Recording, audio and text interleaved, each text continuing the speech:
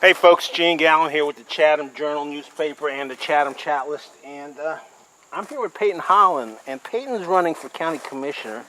And the interesting thing about Peyton is that in this atmosphere of partisan bickering and fighting and infighting and all sorts of just plain old meanness, Peyton's unique in that he's running as a unaffiliated, and he's also, not only that, but he's had to get signatures to get onto the ballot. So people are wondering who Peyton Holland is. Some folks in the county already know who he is, but we're doing this little interview to introduce him to a lot of the other folks in Chatham County who don't quite know who Peyton is. So Peyton, can you tell us a little bit, actually why don't you tell us about how you got the signatures on, why you're running on as unaffiliated, and then we'll get a little bit into your personal background. Yes, sir. Well, I tell you, I felt mighty blessed in the process. We had to get 1,800 signatures in order to be able to be on the ballot this November, and the outpouring of support from folks in the county was tremendous. We beat it by nearly 1,000 signatures that were actually turned in. And I still have people coming up saying, "Hey Peyton, I've still got a piece of paper with a lot of signatures on it. Do you need it?"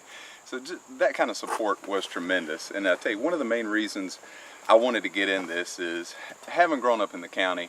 And I remember Sunday afternoons we'd go over to my grandma and grandpa's house, and after lunch we'd sit out on the porch, and we learned a really important lesson on early in life is we got to listen to folks around us. And we'd sit down and we'd listen to the stories that my grandma and grandpa told us, and they taught us the importance of listening to our neighbors and the folks around in the community, because in the time they grew up, you had to work together as a community to get by. There wasn't a lot of money. My grandma literally swept dirt floors in the house that my dad and his sisters grew up in.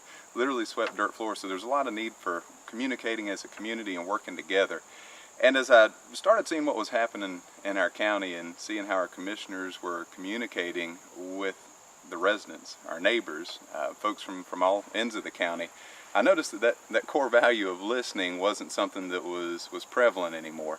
And I thought it was time we bring that value back so that Chatham County really has the representation in office that is their voice. It's not just a group of people that decide what they think is best for Chatham County. It's a voice for everybody in this county.